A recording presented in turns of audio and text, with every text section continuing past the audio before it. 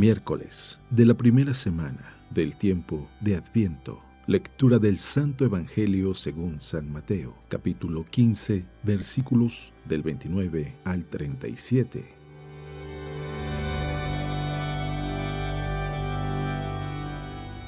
En aquel tiempo llegó Jesús a la orilla del mar de Galilea, subió al monte y se sentó. Acudió a él mucha gente que llevaba consigo tullidos, ciegos, lisiados, sordomudos y muchos otros enfermos. Los tendieron a sus pies y él los curó. La gente se llenó de admiración al ver que los lisiados estaban curados, que los ciegos veían, que los mudos hablaban y los tullidos caminaban, por lo que glorificaron al Dios de Israel. Jesús llamó a sus discípulos y les dijo: «Me da lástima esta gente, porque llevan 3 días conmigo y no tienen qué comer. No quiero despedirlos en ayunas porque pueden desmayarse en el camino». Los discípulos le preguntaron: «¿Dónde vamos a conseguir en este lugar despoblado panes suficientes para saciar a tal muchedumbre?». Jesús les preguntó: «¿Cuántos panes tienen?». Ellos contestaron: 7 y unos cuantos pescados. Después de ordenar a la gente que se sentara en el suelo, Jesús tomó los 7 panes y los pescados, y habiendo dado gracias a Dios, los partió y los fue entregando a los discípulos, y los discípulos a la gente. Todos comieron hasta saciarse y llenaron 7 canastos con los pedazos que habían sobrado.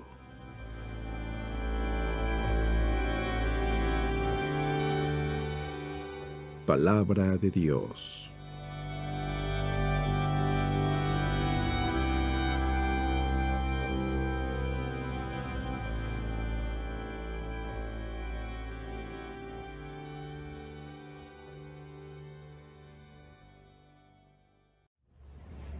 Muy buenos días. Tengo que confesar que el milagro que nos narra el Evangelio del día de hoy fue uno de los milagros que más me impresionó cuando yo era adolescente. El solo hecho de imaginarme la multiplicación de los panes y que tantos comieron y que fue un milagro que todos pudieron recibir, que todos pudieron tomar. El Evangelio en otras versiones nos dice que más de 5,000 hombres, sin contar mujeres y niños. Estaríamos hablando de que si cada varón traía a su mujer, estaríamos hablando de 10,000 personas, pero si tenían a sus niños y cada matrimonio tuviera en aquel entonces 3, 4, 5 criaturas, imagínate cuánta gente habría. Pero fue hasta después de leer todos los milagros, de leer el Evangelio, de tratar de entender qué es lo que hay atrás de cada Evangelio, que cuando leí este Evangelio, ya después de no sé qué tantas veces, me impresionó más lo que hay de fondo. Me impresionó más lo que Jesús estaría teniendo en su corazón, que es lo que lo mueve a realizar este milagro. Que Jesús haya multiplicado los panes, pues sí, es algo que sorprende si lo vemos humanamente, pero era Dios. Él podía hacerlo. Pero el por qué lo hace es lo que en realidad nos debería de llamar la atención. Voy a leer el Evangelio y dice así: Pasando de allí, Jesús vino al mar de Galilea, subió al monte y se sentó allí. Entonces se le acercó mucha gente trayendo consigo cojos, lisiados, ciegos, mudos y otros muchos. Los pusieron a sus pies y él los curó. De suerte que la gente quedó maravillada al ver que los mudos hablaban, los lisiados quedaban curados y los cojos caminaban y los ciegos veían, y alabaron al Dios de Israel. Jesús llamó a sus discípulos y les dijo: Siento compasión de la gente, porque hace ya 3 días que están aquí conmigo y no tienen qué comer. Y no quiero despedirlos en ayunas, no sea que desfallezcan por el camino. Le dijeron los discípulos: ¿Cómo hacernos en un lugar inhóspito con pan suficiente para saciar a una multitud tan grande? Les preguntó Jesús: ¿Cuántos panes tenéis? Ellos le respondieron: 7 y unos pocos pececillos. Entonces mandó a la gente recostarse en el suelo. Tomó luego los 7 panes y los peces y dando gracias los partió y se los fue dando a los discípulos. Y los discípulos a la gente. Comieron todos y se saciaron y recogieron los trozos sobrantes, 7 puertas llenas. Los que habían comido eran unos 4,000 hombres sin contar mujeres y niños. A continuación despidió a la muchedumbre, subió a la barca y se dirigió al territorio de Magadán. Son muchas cosas que reflexionar en este evangelio. Desde, pudiéramos decir, el impresionante diálogo que tiene Jesús con los discípulos. Denles de comer. No tenemos. Y Jesús les dice, ¿qué es lo que tienen? Y empieza todo ese diálogo de confianza que los discípulos tienen que ir suscitando. Pero como te decía en un principio, hay otro milagro que me llama más la atención. Y este a veces pasa desapercibido. Que Dios pueda multiplicar panes, lo sabemos, es Dios. Pero que Dios se preocupe de nosotros, aún de las cosas materiales, casi nosotros no lo vemos.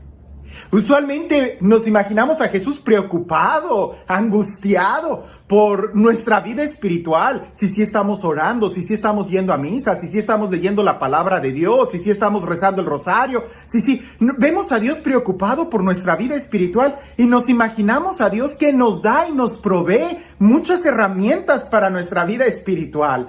Desde novenas, peregrinaciones, libros espirituales, videos en YouTube, por donde quiera Dios nos habla. Pero cuando reflexionamos de que este Dios eterno también se preocupa de tus necesidades materiales, también se preocupa de que puedas comer el día de hoy. Eso es impresionante, porque entonces no estamos pensando que tenemos un Dios muy lejano, sino más bien nuestro Dios es muy cercano a nosotros. Tan cercano que se preocupa del pan que tienes en la mesa. Tan cercano que se preocupa de tu diario vivir. Y a veces nosotros, como los discípulos, somos los que estamos ciegos y nos resistimos a querer compartir. Si supiéramos que compartiendo es donde ahí se hace palpable la multiplicación. Aquel hombre que quiera tener todo en su granero, tarde que temprano se va a podrir el grano ahí almacenado. Aquel que quiera tener todo el dinero en la cuenta del banco, tarde que temprano se va a devaluar. La mejor forma es compartir. Pero volvamos a Dios. Dios se preocupa de tu comida. Dios se preocupa de tus cosas materiales, del bus que estás esperando. Dios se preocupa de que si hoy vas a tener trabajo o no. Dios se preocupa de que si hoy tienes cobija para el frío. Dios se preocupa de ti y de todo lo que a ti te pudiera preocupar. Pero hay prioridades y en el Evangelio las menciona. Primero, antes que nada, veamos la actitud que tiene la gente.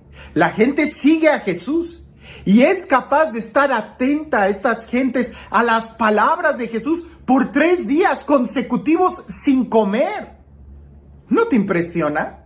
A veces nosotros vamos a misa y si el padre se tarda 1 hora 10 minutos ya pegan el grito en el cielo.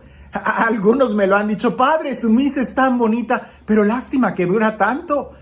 Recuerdo lo que decía San José Escriba, que decía, no es que la misa sea larga, es que a veces es muy corto nuestro amor.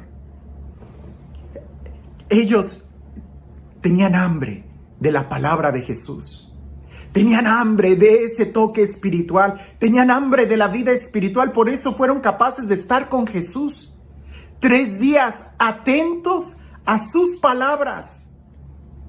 Jesús les enseña. Y podemos manejar estos tres niveles. La palabra, Jesús les enseña. Segundo, Jesús les sana. Dios quiere sanarnos y ya hemos hablado de que los milagros de Jesús entran en toda la dimensión de la persona, no solamente a nivel de piel, sino también tu corazón, tus sentimientos, pudiéramos decir tus traumas, tus miedos, tus angustias, tus complejos, todo. Jesús quiere sanarte, pero para sanarte tienes que escuchar su palabra.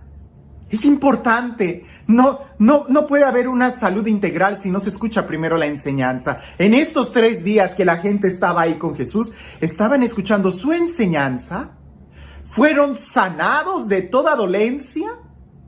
La gente se maravilla por lo que ve. Los ciegos ven, los cojos caminan. Es decir, hay milagros cuando se escucha la palabra y sanamos. Podemos incluso, y yo creo que el milagro más grande de todos los que ahí se mencionan, de que el cojo camina, de que el ciego ve, de que el lisiado se levanta, el milagro más grande es el último. Y todos se maravillaban.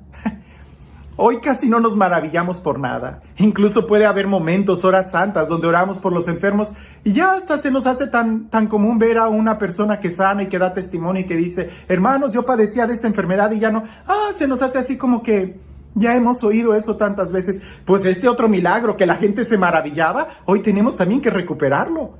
El maravillarnos por la obra de Dios. Escuchaban la palabra de Dios. Primer prioridad. Segunda, ser sanados. Y tercera, la multiplicación de los panes.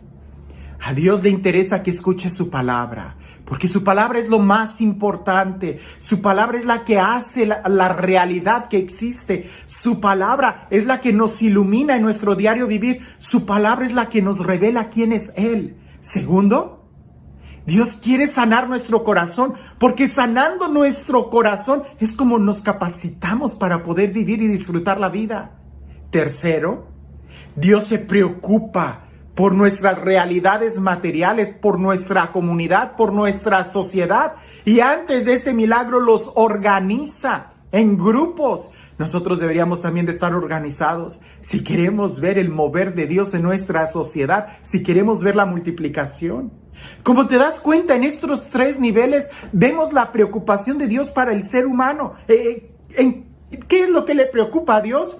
Que escuches primero su palabra, que lo recibas, que lo conozcas. Segundo, que seas sanado, que seas capaz de sonreír y de vivir. Tercero, que no te falte lo material. Y para cada una, tendríamos que decir, en la primera se necesita acudir a Jesús y la disposición. Tercera, se necesita tiempo. La sanación no es inmediata, se necesita tiempo. Y el tercer punto, se necesita una organización social para poder ver nosotros el milagro en nuestros días. Ahora, algo que quiero subrayar. Lo que le preocupó a Jesús en ese momento es que la gente fuera a caminar y a desfallecer por el camino. Por eso les dio un pan, por eso les dio el pan, para que no desfallezcan por el camino. ¿Te suena esto familiar? Eso es la Eucaristía. Eso es el pan eucarístico, el pan que recibimos no para quedarnos ahí sentados calentando bancas, sino para que caminemos, para que avancemos y no para que seamos nómadas, sino para que crezcamos en nuestra vida espiritual, porque nuestra vida es un caminar, es un diario caminar, y si nosotros no recibimos el alimento vamos a desfallecer. ¡Qué bonito! A Dios le preocupa absolutamente todo lo que a ti te pudiera preocupar e incluso más. Porque Dios te provee de cosas que incluso tú ni cuenta te habías dado que las necesitabas. Como la palabra de Dios, el ser sanados y el alimento para el camino. Y este Dios, el Dios del amor, el Dios de la providencia, el Dios que nos mira, el Dios que nos contempla, el Dios que sabe lo que necesitamos y no lo pone frente a nosotros. Este Dios que no se cansa de amarnos y de proveernos de todo lo que necesitamos. Que sea Él nuestra medicina, nuestra palabra, nuestro consuelo, nuestra fuerza, nuestra alegría. Que sea Él nuestro tesoro escondido. Que sea Él la estrella a quien seguimos. Que sea Él quien el día de hoy te bendiga, en el nombre del Padre, del Hijo y del Espíritu Santo. todo lo que recibimos tiene un propósito. Y las cosas creadas también tienen un propósito. ¡Qué tristeza! Yo creo que nadie compraría un carro último modelo, un Ferrari, para usarlo como lancha, ¿verdad que no? Yo creo que nadie compraría, no sé, un saco para usarlo como traje de baño. Cada cosa tiene su propósito y en la vida espiritual también. Todas las cosas que recibimos espiritualmente también tienen un propósito. Escucha esto, la Eucaristía es para que no desfallezcamos de hambre en el camino. No es para que te quedes ahí sentado en tus laureles pensando que ya todo está bien, es para que sigamos caminando. Porque si la gente de aquel entonces hubiera comido ese pan y no hubiera regresado a su casa, de cualquier manera se hubieran desfallecido ahí. Jesús les da el pan y los despide para que se vayan a sus casas a tener una misión. ¿Cuál es la misión que nosotros tenemos? Y la palabra que estamos recibiendo en realidad es palabra que nos confronta, que nos anima, que nos construye, que nos ilumina. O más bien, estamos tratando de usarla para otras cosas que no son. Y si bien es cierto la palabra consuela, también es cierto que la palabra nos debe de exhortar. Y precisamente en esta confrontación es donde está nuestro consuelo. Que tengas un excelente día.